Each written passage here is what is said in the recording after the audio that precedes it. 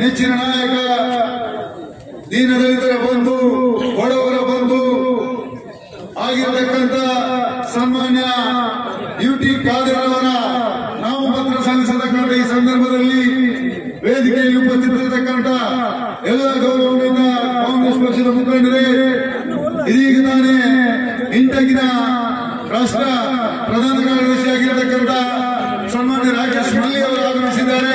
ಅವರಿಗೂ ಕಾರ್ಯಕ್ರಮಕ್ಕೆ ಸ್ವಾಗತಿಸ್ತಾ ಇದ್ದೇನೆ. ಅದೇ ರೀತಿ ಸುಳ್ಯದ ಕಾಂಗ್ರೆಸ್ ಪಕ್ಷದ ಅಭ್ಯರ್ಥಿಯು ಕೂಡ ಆಗಮಿಸಿದ್ದಾರೆ. ಅವರಿಗೂ ಕೂಡ ನಾನು ಇಲ್ಲಿಗೆ ಸ್ವಾಗತಿಸ್ತಾ ಇದ್ದೇನೆ. ಬಂಧುಗಳೇ, ಹೆಚ್ಚೇನು ಮಾತನಾಡುವಂತ ಸಂದರ್ಭ ಅಲ್ಲ. ನಮಗೆ ನಿಮಗೆಲ್ಲರಿಗೂ ಬಂದು ಸನ್ಮಾನ್ಯ ಯುಟಿ ಖಾದರ್ ಅವರ ಬಗ್ಗೆ ನಾವು ಯಾರು ಕೂಡ ಹೆಚ್ಚು ಮಾತನಾಡುವಂತ ಅಗತ್ಯ ಇಲ್ಲ. ಯಾಕೆಂತ ಹೇಳಿದ್ರೆ ಕಳೆದ 4 ಬಾರಿ ವಿಧಾನಸಭಾ ಚುನಾವಣೆಯಲ್ಲಿ ಗೆದ್ದು ಪ್ರತಿಯೊಂದು ಗ್ರಾಮದಲ್ಲೂ ಕೂಡ ಪ್ರತಿಯೊಂದು ಮನೆಯವರ ಪ್ರೀತಿ ವಿಶ್ವಾಸವನ್ನು ಗಳಿಸಿದಂತಹ ಧೀಮಂತ ನಾಯಕ ಸನ್ಮಾನ್ಯ ಯುಟಿ ಖಾದರ್ ಅವರು. ಇಷ್ಟು ವರ್ಷದವರಾಗಿ ನಡೆದಿರ್ತಕ್ಕಂಥ ಯುಟಿ ಖಾದರ್ ಅವರಿಗೆ ಇನ್ನು ಕೇವಲ 20 ದಿನ ನಾವೆಲ್ಲರೂ ಕೂಡ ಶ್ರಮ ಪಟ್ಟು ದುಡಿದು ಯುಟಿ ಖಾದರ್ ಅವರನ್ನು ವಿಧಾನಸಭೆಗೆ ಕರೆಯುತ್ತಿ ಮತ್ತೆ ಅವರು ಸಚಿವರಾಗಿ ಕೆಲಸವನ್ನು ಮಾಡಬೇಕು. ಒಂದುಗಳಲ್ಲಿ ವಿಶ್ವಾಸ ಇದೆ. ಯಾವುದೇ ಪಕ್ಷದ ಇವತ್ತು ಚುನಾವಣೆಯಲ್ಲಿ ಮತವನ್ನು ಯಾಚಿಸಿದ್ರು ಕೂಡ ಸನ್ಮಾನ್ಯ ಯುಟಿ ಖಾದರ್ ಅವರಿಗೆ ಸಿಗತಕ್ಕಂಥ ಪ್ರೋತ್ಸಾಹ, ಸನ್ಮಾನ್ಯ ಯುಟಿ ಖಾದರ್ ಸಿಗತಕ್ಕಂಥ ಪ್ರೀತಿ ಯಾವ ಪಕ್ಷದ ಅಭ್ಯರ್ಥಿ ಕೂಡ ಸಿಗೋದಿಲ್ಲ. ಯಾಕೆ ಅಂತ ಹೇಳಿದ್ರೆ ಒಂದು ಜಾತ್ಯಾತೀತ ಭಾವನೆಯ, ಜಾತ್ಯಾತೀತ ಮನೋಸ್ಥಿತಿಯ ಒಬ್ಬ ನಾಯಕ ಸನ್ಮಾನ್ಯ ಯುಟಿ ಖಾದರ್ ಅವರು. ಹಿಂದೂಗಳಲ್ಲಿ ಮುಸಲ್ಮಾನರಲ್ಲಿ ಕ್ರೈಸ್ತರಲ್ಲಿ ಯಾರೇ ಇರಲಿ ಅವರ ಕಷ್ಟಗಳಿಗೆ ಸ್ಪಂದಿಸತಕ್ಕಂಥ ಒಬ್ಬ ಧೀಮಂತ ನಾಯಕ ಅಂತ ಹೇಳಿದ್ರೆ ನಮಗೆ ಹೆಮ್ಮೆ. ಸುಲಭದ ಕೆಲಸ ಅಲ್ಲ, ಕಠಿಣವಾದ ಕೂಡ ಬಹುಶಃ ನಿಮ್ಮೆಲ್ಲರ ಶ್ರಮ ಮುಖಾಂತರ ಅಧಿಕಾರದ ಸಂದರ್ಭದಲ್ಲಿ ನಾವು ಮುಂದೆ ಮಾಡ್ತಾರೆ. ಈಗಾಗಲೇ ಮಂಗಳೂರಿನಲ್ಲಿ ಬೋಟ್ ಬಂದರಲ್ಲಿ ಜಟ್ಟಿ ನಿಂತು ಬೋಟ್ ನಿಲ್ಲಿಕ್ಕೆ ಸಾಧ್ಯ ಇಲ್ಲ. ನಮ್ಮ ಉಲ್ಲಾಸ ಪ್ರದೇಶದ ಸಣ್ಣ ಸಣ್ಣ ಬೋಟ್ಗಳಲ್ಲಿ ಹೋದ್ರೆ ಒಂದಕ್ಕೊಂದು ಆದ ಕಾರಣ ಸರ್ಕಾರ ಬೇಕಾದ ಮಿನಿ ಬಂದರನ್ನು ಇಲ್ಲೇ ನಿರ್ಮಾಣ ಮಾಡಿ ಇಲ್ಲಿಂದ ನಾವು ಮೀನು ವ್ಯಾಪಾರ ಮಾಡುವಂತ ಕೆಲಸ ಅಗತ್ಯ ಅಂತ ಹೇಳಿ ಬಯಸುವಂತ ಇದೆಲ್ಲವೂ ಕೂಡ ಭವಿಷ್ಯದಲ್ಲಿ ಅತ್ಯಂತ ಮುಂದೆ ಹೋಗುವಂತ. ಅದರ ಜೊತೆಯಲ್ಲಿ ನಮ್ಮ ಇಡೀ ಕ್ಷೇತ್ರ ಅತ್ಯಂತ ಸೋದರ, ಅತ್ಯಂತ ಸಮಾನತೆ, ಎಲ್ಲಾ ಜಾತಿ ಎಲ್ಲ ವರ್ಗದವರು ಒಂದೇ ತಾಯಿ ರೀತಿಯಲ್ಲಿ ಜೀವನ ಮಾಡುವಂತದ್ದು, ಪ್ರೀತಿ ವಿಶ್ವಾಸ ಬೆಳೆಸುವ ಜವಾಬ್ದಾರಿ, ಎಲ್ಲ ಜಾತಿ ಎಲ್ಲ ಮಕ್ಕಳ ವರ್ಗದ ಒಂದು ಸೌಹಾರ್ದದ ಕೊಂಡಿಯಾಗಿ ನಾನು ಒಂದು ಕೆಲಸ ಇವತ್ತಿಗೆ ನಿರ್ವಹಿಸ್ತಾ ಇದ್ದೇನೆ ಕೂಡ ನಾನು ಬಯಸ್ತೇನೆ.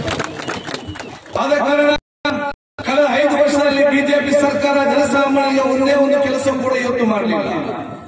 ಇವತ್ತೊಂದು ರಾಜ್ಯ ಸರ್ಕಾರ ಜನಸಾಮಾನ್ಯ ರೇಷನ್ ಕಾರ್ಡ್ ಕೊಡುವಂತ ಯೋಗ್ಯತೆ ಇಲ್ಲದಿದ್ದಲ್ಲಿ ಮತ್ತು ಕರುಣೆ ಸರ್ಕಾರ ಅಂತ ಯಾರಿಂದಲೂ ಕೂಡ ಹೇಳಲಿಕ್ಕೆ ಇವತ್ತು ಸಾಧ್ಯ ಇಲ್ಲ. ನಿಮ್ಮ ಮಕ್ಕಳು ಹೋಗಿ ಪರೀಕ್ಷೆ ಬರೆದಿದ್ದಾರೆ, ಯೂನಿವರ್ಸಿಟಿಯಲ್ಲಿ ಮಾರ್ಕ್ಸ್ ಕಾರ್ಡ್ ಕೊಡುವುದಿಲ್ಲ. ಒಂದೇ ಒಬ್ಬರಿಗೆ ಇವತ್ತೊಂದು ನಿವೇಶನ ಕೊಡಲಿಲ್ಲ. ಒಂದೇ ಒಂದು ಮಹಿಳೆಯರಿಗೆ ಒಂದು ಮನೆ ಕಟ್ಟಲಿಕ್ಕೆ ಅನುದಾನ ಇವತ್ತು ಬಿಡುಗಡೆ ಮಾಡಲಿಲ್ಲ. ಯಾವುದೇ ಒಂದು ಸ್ಕಾಲರ್ಶಿಪ್ ಇವತ್ತು ಬರ್ತಾ ಇದೆ. ಬಹುಶಃ ಇಂದಿರಾ ಕ್ಯಾಂಟೀನ್ ನಾವು ಪ್ರಾರಂಭ ಮಾಡಿದ್ದೇವೆ. ನಾನೇ ಆಹಾರ ಸಚಿವನಾಗಿದ್ದೆ. ನಾನೇ ಮೆಡ್ರಾಸ್ ನಾನು ಕಲಿಸಿ ಸ್ಟಡಿ ಮಾಡಿ ಬರ್ಲಿಕ್ಕೆ. ಯಾಕಾಗಿ ನಾವು ಇಂದಿರಾ ಕ್ಯಾಂಟೀನ್ ಮಾಡಿ ಗ್ರಾಮೀಣ ಮಟ್ಟದ ವಿದ್ಯಾರ್ಥಿನಿಯರು ನಗರ ಮಟ್ಟಕ್ಕೆ ಕಾಲೇಜಲ್ಲಿ ಕಲಿಯಲಿಕ್ಕೆ ಬರುವಂತ ಸಂದರ್ಭದಲ್ಲಿ ಅವರು ಬೆಳಿಗ್ಗೆ ಒಂದು ಊಟ ಗಂಜಿ ಊಟ ಅವರು ಮನೆಯಲ್ಲಿ ಮಾಡಿಕೊಂಡು ಬಂದ್ರೆ ಮತ್ತೆ ಕ್ಯಾಂಟೀನ್ ದುಡ್ಡು ಖರ್ಚು ಮಾಡಿ ದುಡ್ಡು ಇರುವುದಿಲ್ಲ, ಕಷ್ಟ ಇರ್ತದೆ. ಹಸಿದ ಪರಿಸ್ಥಿತಿ, ಹಸಿದ ಹೊಟ್ಟೆ ಕಲೆಯಲ್ಲಿ ಮಲಗ್ತಾ ಇದೆ ಅಂತ ಸೋದರ ಸೋದರಿಯರು ಮನೆಗೆ ಸಂಜೆ ಊಟ ಯಾರು ಕೂಡ ಹಸಿದ ಹೊಟ್ಟೆಯಲ್ಲಿ ಕಲಿಬಾರ್ದು, ಹಸಿದ ಹೊಟ್ಟೆ ದುಡಿಬಾರ್ದು ಅಂತ ನಾವು ಇದರ 10 ರೂಪಾಯಿ ಊಟ ಕೊಟ್ರೆ ನೀವು ಇದನ್ನು ಬಂದ್ ಮಾಡ್ತೀರಲ್ಲ, ನಮ್ಗೆ ಮಾನವೀಯತೆ ಮತ್ತು ಅಂತ ನಾವು ಹೇಳ್ಬೇಕಾಗ್ತದೆ. ಆದ ಯಾವ ಯೋಜನೆ ಜನಸಾಮಾನ್ಯ ಕಾಂಗ್ರೆಸ್ ಕೊಟ್ಟಂತ ಒಂದೊಂದು ಯೋಜನೆ ಕೂಡ ನೀವು ಅನುಷ್ಠಾನಕ್ಕೆ ತರಲಿಲ್ಲ. ಇವತ್ತು ಬರೇ ಜನರ ಮೇಲೆ ನೀವು ಟ್ಯಾಕ್ಸ್ ಹಾಕಿದಲ್ಲ, ಬೇರೆ ಏನಾಗುತ್ತೆ ಇವತ್ತು ಮಾಡಿ. ಇವತ್ತು ಒಂದು ರಾಜ್ಯದಲ್ಲಿ ಉಪ್ಪಿನ ಮೇಲೆ ಕೂಡ ಟ್ಯಾಕ್ಸ್ ಬಂದಿದೆ ಅಂತ ಹೇಳಿದ್ರೆ ಅತ್ಯಂತ ದರಿದ್ರವಾದ ಸರ್ಕಾರ ಇವತ್ತು ಬಂದು ನಿಂತಿದೆ ಅಂತ ಹೇಳಿ ಎಲ್ಲಿ ಅದನ್ನು ನಾವು ಸಣ್ಣದಿರುವಾಗ ನೋಡಿದ ಇಡೀ ಉಪ್ಪಿನ ಗೋಲಿ ಹೊರಗಡೆ ನಾವು ಈ ಹೊರಗಡೆ ಉಪ್ಪಿನ ಗೋಲಿ ಕೂಡ ಟ್ಯಾಕ್ಸ್ ಹಾಕುವ ಪರಿಸ್ಥಿತಿ. ನಿಮ್ಮ ಮಕ್ಕಳಿಗೆ ಬೇಕರಿ ಬಿಸ್ಕಿಟ್ ತೆಗೆಯುವಾಗ ಅಲ್ಲಿ ಕೂಡ ಈ ಒಂದು ಟ್ಯಾಕ್ಸ್ ಹಾಕುವಂತ ಪರಿಸ್ಥಿತಿ. ನೀವು ಊಟ ಪ್ರತಿ ಪಂಥಕ್ಕೂ ಕೂಡ ಟ್ಯಾಕ್ಸ್ ಹಾಕುವಂತ ಪರಿಸ್ಥಿತಿ. ಔಷಧ ಪ್ರೈಸ್ ಗ್ಯಾಸ್ ರೇಟ್ 150, ಬಂಗಾರ ರೇಟ್ 50,000. ನಮ್ಮ ಸಮಾಜದಲ್ಲಿ ಅತ್ಯಂತ ಕಡುಬಡವರು ಕೂಡ, ಅತ್ಯಂತ ನಿರ್ಗತಿಕರು ಕೂಡ ಅವನ ಮಗಳಿಗೆ ಮತ್ತು ಸೋದರಿಗೆ ಮದುವೆ ಆಗುವ ಸಂದರ್ಭದಲ್ಲಿ ಕನಿಷ್ಠ 2 ಪೌಂಡ್ ಒಂದು ಕಿವಿಗೆ ಮತ್ತು ಕುತ್ತಿಗೆ 2 ಪೌಂಡ್ ಬಂಗಾರ ಹಾಕಿ ಅವನು ಬೀಳ್ಕೊಂಡು ಮದುವೆ ಮಾಡಿ ಕೊಡ್ತಾ ಇದ್ದ. ಆದ್ರೆ ಇವತ್ತು ನಮ್ಮ ಸೋದರರನ್ನು ಜನಸಾಮಾನ್ಯರು ರೋಲ್ಡ್ ಚಿನ್ನಾಕಿ ಕಣ್ಣೀರಲ್ಲಿ ಕಳಿಸುವಂತ ಪರಿಸ್ಥಿತಿ ನಿರ್ಮಾಣ ಮಾಡಿದ್ರೆ ಅದು ಬಿಜೆಪಿ ಸರ್ಕಾರ ಮಾಡಿದಂತ ಆಡಳಿತ ವೈಫಲ್ಯ. ಯಾವುದೇ ಒಂದು ವಿಧದಲ್ಲಿ ಕೂಡ ಜನಸಾಮಾನ್ಯ ಪ್ರಯೋಜನ ಆಗುವ ಅವಕಾಶ ಆಗಲಿಲ್ಲ. ಜನಸಾಮಾನ್ಯ ಮತ್ತು ಕೋಮುವಾದಿಗಳ ಕೈಯಲ್ಲಿ ಸರ್ಕಾರ ರಾಜ್ಯವನ್ನು ಕೊಟ್ಟು ಆಗುವಂತೆಲ್ಲ ಸಮಸ್ಯೆ ನೋಡಿಕೊಂಡು ಆನಂದಿಸಿ ಇದರಲ್ಲಿ ಲಾಭ ಪಡೆಯುವಂತ ಒಂದು ಅವಕಾಶ ಅಲ್ಲದೆ ಬಿಜೆಪಿಯವರು ಜನಸಾಮಾನ್ಯ ಒಂದೇ ಒಂದು ಕಾರ್ಯಕ್ರಮ ಮಾಡಲಿಲ್ಲ ಅಂತ ಹೇಳಲಿಕ್ಕೆ ಬಯಸ್ತಾರೆ. ಸಮಾಜದಲ್ಲಿ ಇವತ್ತು ಸೋದರ ಮಧ್ಯೆ ಇವತ್ತು ಅಣ್ಣ ತಮ್ಮಂದಿರ ಮಧ್ಯೆ ಸಮಸ್ಯೆಯನ್ನು ಸೃಷ್ಟಿಸುವುದು, ಸಮಾಜವನ್ನು ವಿಭಾಗವನ್ನು ಮಾಡುವುದು ಬಹುಶಃ ಅಧಿಕಾರದಲ್ಲಿ ಕೂತ್ಕೊಂಡ ವ್ಯವಸ್ಥೆ ಅಲ್ಲದೆ ಒಗ್ಗಟ್ಟು ಮತ್ತು ಪ್ರೀತಿಯಿಂದ ಸಮಾಧಾನ ತೆಗೆದುಕೊಂಡು ಹೋಗೋದು ಒಂದೇ ಒಂದು ಕೆಲಸವೂ ಕೂಡ ಬಿಜೆಪಿಯಿಂದ ಆಗಲಿಲ್ಲ. ಬಹುಶಃ ನೀವು ಇವತ್ತು ಆಲೋಚನೆ ಮಾಡಬೇಕು, ನಿಮ್ಮ ಮಕ್ಕಳು ಭವಿಷ್ಯ ದಿನಗಳಲ್ಲಿ ದೊಡ್ಡವರಾಗುವಂತ ಸಂದರ್ಭದಲ್ಲಿ ನಿಮ್ಮನ್ನು ಸಮಾಜವನ್ನು ಒಗ್ಗಟ್ಟು ಮಾಡಿ ಪ್ರೀತಿ ವಿಶ್ವಾಸ ಸೋದರತೆ ಮತ್ತು ಅತ್ಯಂತ ಸಂತೋಷ ಸಮಾಜವನ್ನು ನಿರ್ಮಾಣ ಮಾಡುವಾಗ ಅಥವಾ ಗಲಭೆ ಮತ್ತು ಇವತ್ತು ಸಮಸ್ಯೆ ಇರುವಂತಹ ಸಮಾಜ ಬೇಕನ್ನು ತೀರ್ಮಾನ ಮಾಡುವುದು ಇವತ್ತು ನೀವು ಇಡೀ ಬಹುಶಃ ಇವತ್ತು ಸಮಾಜ ಒಗ್ಗಟ್ಟು ಪ್ರೀತಿ ವಿಶ್ವಾಸ ಏಕತೆ ಸೋದರತೆ ಮುಖಾಂತರ ನಡೆಸುವ ಸರ್ಕಾರ ಇದ್ರೆ ಅದು ಕಾಂಗ್ರೆಸ್ ಸರ್ಕಾರ ಮಾತ್ರ ಅಂತ ನಾವು ಹೇಳಲಿಕ್ಕೆ ನಾವು ಇವತ್ತು ಬಯಸ್ತಾ ಇದ್ದೇವೆ.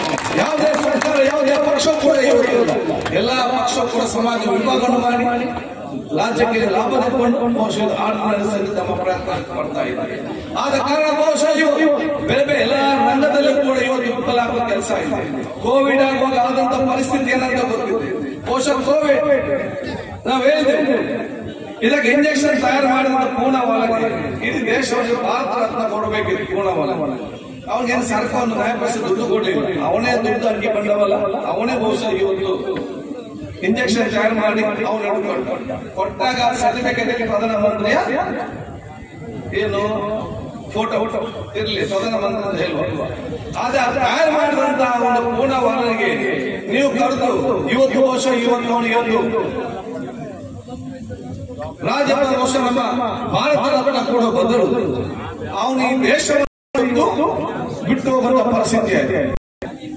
ಒಬ್ಬ ಭಾರತ ರತ್ನ ಕೊಡ್ಬೇಕಾದಂತ ಆ ಇಂಜೆಕ್ಷನ್ ತಯಾರು ಮಾಡಿ ಕಂಡಿಡಿದಂತ ಪೂರ್ಣವಾದ ನಿಮ್ಮ ದೇಶವೇ ಬಿಟ್ಟು ಹೋಗ್ಬೇಕಂತ ಪರಿಸ್ಥಿತಿ ಬಂದರೆ ಈ ದೇಶದ ಆಡಳಿತ ವೈಖರಿ ಹೇಗಿತ್ತು ಅಂತ ನಾವು ಆಲೋಚನೆ ಮಾಡಬೇಕು.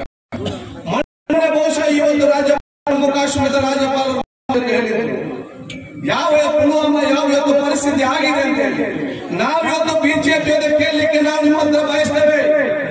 ಭಾರತ ದೇಶದ ಪ್ರತಿಯೊಬ್ಬ ಜನಸಾಮಾನ್ಯರು ಕೂಡ ಇವತ್ತು ಬಿಜೆಪಿ ಕಾರ್ಯಕರ್ತರು ಮತ್ತು ನಾಯಕರು ನಾವು ಕೇಳ್ತಾ ಇದ್ದೇವೆ. 40 ಜನ ಭಾರತ ದೇಶ ನಮ್ಮ ಸೈನಿಕರು ಬಹುಶಃ ನಾವು ಯಾರಿಗೆಲ್ಲ ಪ್ರತಿ ಸಲ ಕೂಡ ಹೆಲಿಕಾಪ್ಟರ್ ಕಳಿಸ್ತಿದ್ದೇವ ಅವರು ನೀವು ಬಸ್ ಅಲ್ಲಿ ಕಳಿಸ್ತೀರಿ, ಯಾಕಂದ್ರೆ ನಮ್ಗೆ ಗೊತ್ತಿಲ್ಲ.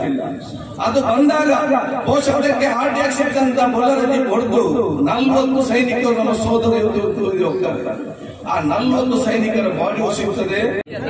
ವೇದಿಕೆಯಲ್ಲಿರ್ತಕ್ಕಂಥ ಎಲ್ಲ ಗಣ್ಯರೇ, ಮುಂಭಾಗದಲ್ಲಿರ್ತಕ್ಕಂಥ ಎಲ್ಲ ಕಾಂಗ್ರೆಸ್ ಪಕ್ಷದ ಶಿಸ್ತಿನ ಕಾರ್ಯಕರ್ತರೇ, ನಾಯಕರುಗಳೇ, ಇವತ್ತು ನಮಗೆಲ್ಲ ಒಂದು ದೊಡ್ಡ ಜವಾಬ್ದಾರಿ. ಕಳೆದ ಚುನಾವಣೆಯಲ್ಲಿ ಯುಪಿಗೆ ಸುಮಾರು 19,000 ಈ ಸಲ ನಾವು ಒಂದು ಗುರಿ ಇಟ್ಟುಕೊಂಡಿದ್ದೇವೆ. 50,000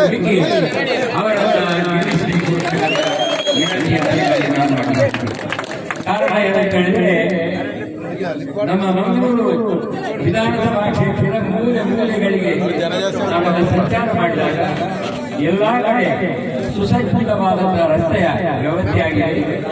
ಎಲ್ಲಾ ಗ್ರಾಮಗಳಿಗೆ ಕುಡಿಯುವ ನೀರಿನ ವ್ಯವಸ್ಥೆಯಾಗಿದೆ. ಎಲ್ಲ ಆರೋಗ್ಯ ಕೇಂದ್ರಗಳು ಕೂಡ ಸುಸಜ್ಜಿತವಾಗಿ ಆರೋಗ್ಯವನ್ನ ಕೊಡುವಂತಹ ಕೆಲಸದಲ್ಲಿ ಮುಂಚೂಣಿಯಲ್ಲಿದೆ. ಎಲ್ಲಾ ಕಡೆ ಪ್ರಾಥಮಿಕ ಶಾಲೆ, ಹೈಯರ್ ಪ್ರೈಮರಿ ಶಾಲೆ, ಹೈಸ್ಕೂಲು, ಜೂನಿಯರ್ ಕಾಲೇಜ್ ನಾವು ಮತ ಅವರಿಗೆ ಕೊಡುವಾಗ ನಮ್ಮ ಅಪೇಕ್ಷೆ ಇದಾಗಿದೆ. ಈ ಕ್ಷೇತ್ರಕ್ಕೆ ಮೂಲಭೂತವಾದಂತಹ ಸೌಕರ್ಯವನ್ನು ಕೊಡುವಂತಹ ಶಾಸಕ ನಮಗೆ ಈ ಕ್ಷೇತ್ರದಲ್ಲಿರ್ತಕ್ಕಂಥ ಸರ್ವ ಧರ್ಮೀಯರನ್ನು ಸಮಾನತೆಯನ್ನು ಕಾಣುವ ಶಾಸಕ ನಮಗೆ ಈ ಕ್ಷೇತ್ರದಲ್ಲಿರ್ತಕ್ಕಂಥ ಬಡವರ ಬಡತನವನ್ನು ನೀಗಿಸುವ ಶಾಸಕ ನಮಗೆ ಈ ನಿರೀಕ್ಷೆಗೆ ಯಾವುದೇ ಚ್ಯುತಿ ಬಾರದ ರೀತಿಯಲ್ಲಿ ಅವರ ಕೆಲಸವನ್ನು ಮಾಡಿದ್ದಾರೆ. ಈ ಕ್ಷೇತ್ರದ ಹಿಂದೂಗಳನ್ನ, ಮುಸಲ್ಮಾನರನ್ನ, ಕ್ರೈಸ್ತರನ್ನ, ಬ್ರಾಹ್ಮಣರನ್ನ, ದಲಿತರನ್ನ, ಭಕ್ತರನ್ನ, ಬಿಲ್ಲವರನ್ನ, ಹಿಂದುಳಿದ ವರ್ಗದವರನ್ನ, ಮುಂದುವರಿದ ಜನಾಂಗವರ ಎಲ್ಲರನ್ನೂ ಕೂಡ ಸಮಾನತೆಯಿಂದ ಕಂಡುಕೊಂಡು ಅವರ ಸಮಸ್ಯೆಗಳಿಗೆ ಸ್ಪಂದನೆ ನೀಡಿದ ಒಂದು ದೊಡ್ಡ ಕೀರ್ತಿಯನ್ನ ಅವರು ಗಳಿಸಿದ್ದಾರೆ.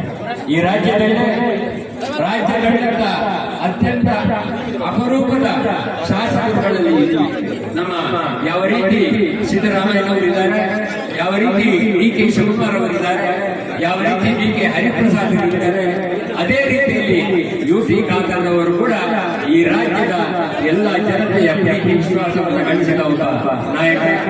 ಅವರನ್ನ ಗೆಲ್ಲಿಸುವ ಒಂದು ದೊಡ್ಡ ಜವಾಬ್ದಾರಿ ನಮ್ಮ ನಿಮ್ಮ ಎಲ್ಲರ ಮೇಲಿದೆ.